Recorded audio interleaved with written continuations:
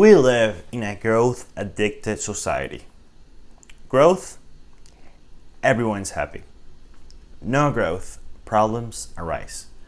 So I want to talk about the difference between real growth and fake growth. And there are many types of economic growth, but let's focus on the two most important: real growth and fake growth.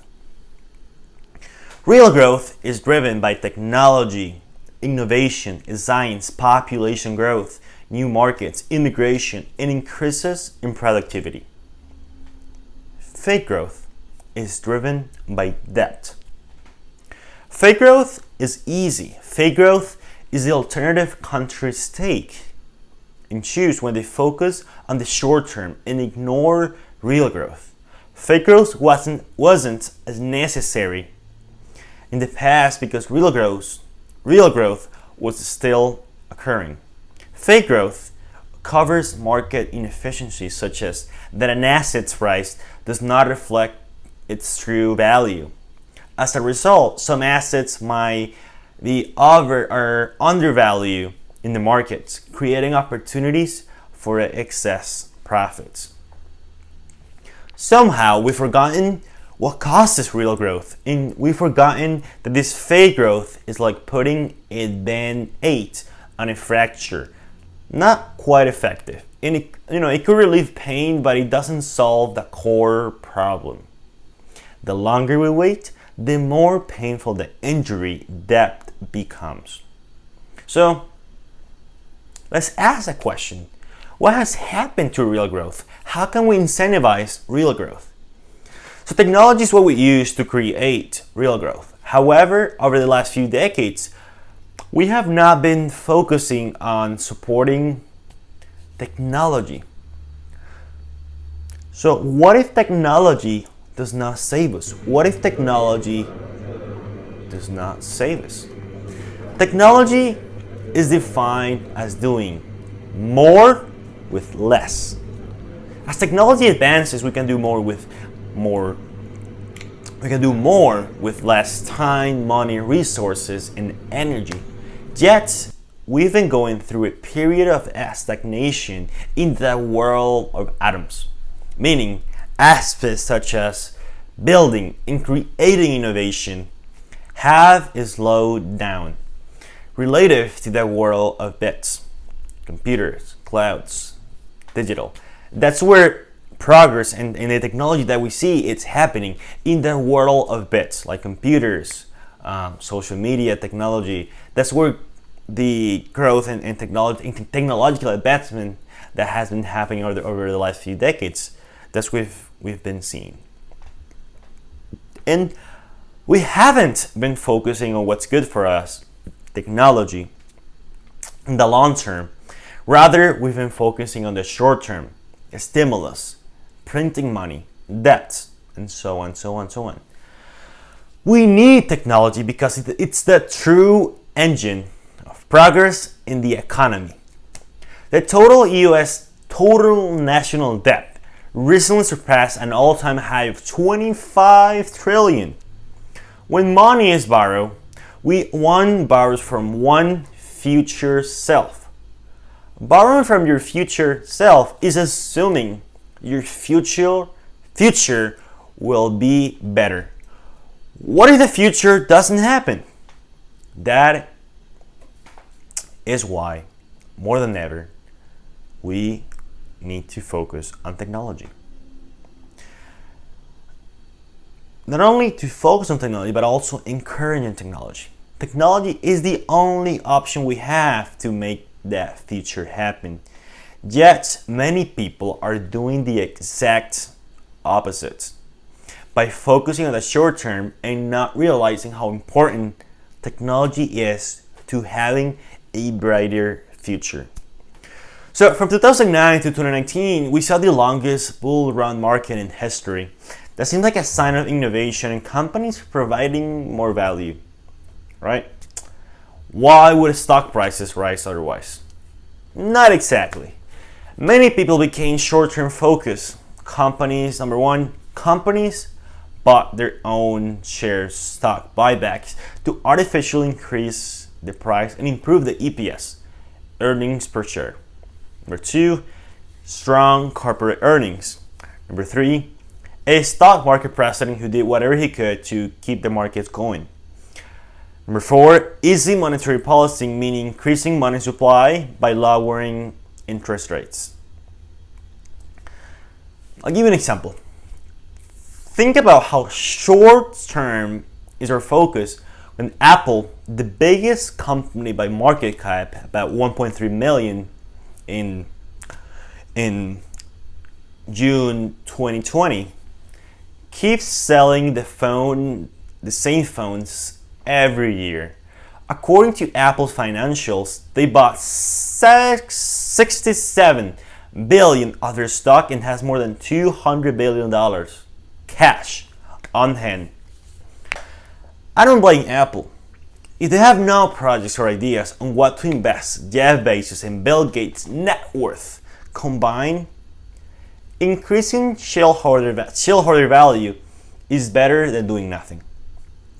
That is exactly the problem. Some companies are valuing shareholder returns short-term over creating new ideas and projects long-term that will give the company and its shareholders real growth. So let's talk about the new drug, debt. Over the last 40 years, economic growth and wealth rely on financialization, meaning using debt to create demand. Economic growth used to be driven by population growth, innovation in markets, and increases in productivity. And these traditional drivers have progressively declined. And debt-driven consumption became the major tool to generate economic growth. This process requires accumulating excessive levels of debt. And the author of Extreme Money, Satyajit Das, says that by 2008, $4 to $5 of debt was required to create $1 of growth. China now needs about $6 to $8 of credit to generate $1 of growth, an increase for around $1 or $2 credit for every $1 of growth a decade ago.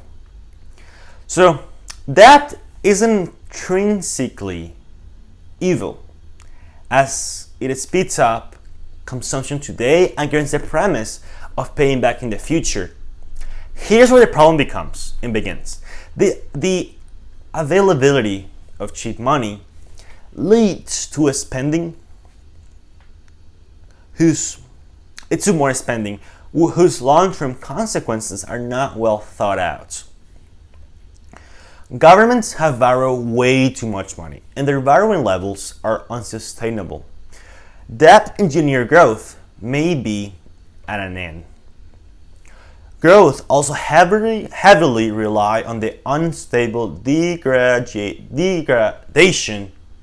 of the environment using mispriced non-renewable natural resources such as oil and water.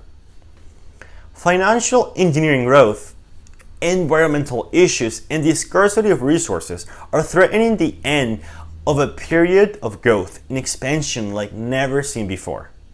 We've entered a vicious cycle of growth where we cannot stop, even if we wanted to.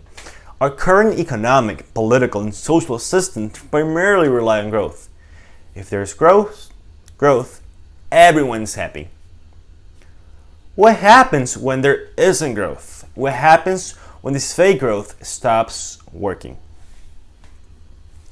Politicians, policymakers, and ordinary people do not want to think or even imagine a future with low or no economic growth, because we depend on economic growth to generate taxes, keep society stable, fund public services, improve living standards, among plenty of others. Many authors and renowned economists suggest how a period of no growth or low growth might be better for the future and for the environment and the conservation of scarce resources. That is an alternate that could happen, But we should not hope or want to have such a period. At least I don't want that. I want growth, but real growth. So how can we bring real growth back? Let's go to the future. Imagine if we achieve real growth. How would society look like? Let's imagine that we are in the year 2060. Society focus on STEM and technology to create growth. Technology allows us to do more with less time, resources, and energy, etc. How do we do this? We did three things. Number one, economic system. We kept supporting capitalism in a free society where technology was valued and encouraged to make progress. Number two, immigration. We let in the best people from all fields to come to the US to work on their subject matter. Other countries became jealous of the US because of how diverse they were of the quality of the people, which allowed the country to have more diverse and innovative and unique ideas. Entrepreneurship culture. Entrepreneurs and inventors were supported to create inventions. They were regarded highly and were the ones who push society forward. Number four, bonus. I asked the economist Tyler Cowen about what he thought we could do to create real growth. He told me that we should also debureaucratize government, private sectors, and nonprofit. We have too many regulations and layers of approvals, which slows down progress. By debureaucratizing our institutions, we'll be able to move faster and make change happen. Okay, so that is how we can make it happen. So let's go back to the present. So the future begins with risk takers, doers, and optimists. What we need to do is focus on bringing back real growth. How? By encouraging technology. Technology brought economic growth, better living standards, increased productivity in a world like never seen before. If we want to speed up the rate of technological innovation, we need one key component: science. Science is crucial because it is what causes technology to occur and to improve. We need to encourage more investment in this area, but most importantly, we need to encourage young people to get involved in science careers such as engineering, science, and even math. We have an absurd, completely crazy and insane overallocation of talent in fields such as finance, law, and even business. The justification for this is that it improved the allocation of resources in the factor of production. But how can we improve the factor of productions if there are no factor of production? That is why, more than ever, we need more people in STEM fields to create and build the future that we all want. Honestly, I'm not a person who has always liked the science. I was introduced to this idea of encouraging in science by an entrepreneur, Naval Ravikant. I'm also becoming more interested in science because science is the engine of both technology and the economy. For example, the internet, the telephone, the TV, among many other inventions, came from the field of physics alone. Many entrepreneurs think that they need to have an idea and start hustling. The best and successful companies do not come from business schools, but from science and engineering departments. According to an approved index study, of the 100 top billionaires, 22% study engineering and only 12% study business. I may be wrong, and there's also a high probability of survivorship bias, but as I look to the future, it is more likely that more billionaires will have a STEM degree than a business degree.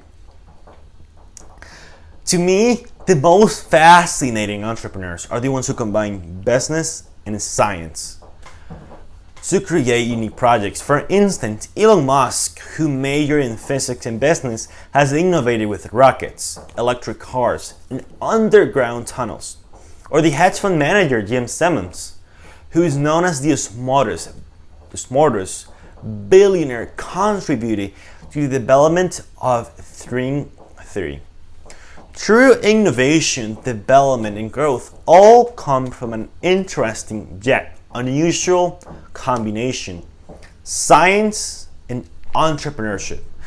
If we're able to bring back and encourage a combination of science and entrepreneurship to bring back real growth, we also need to think about a good society.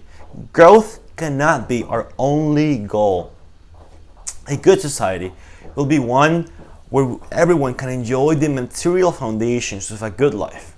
A good society will be one where one can be made better off without making someone else worse off.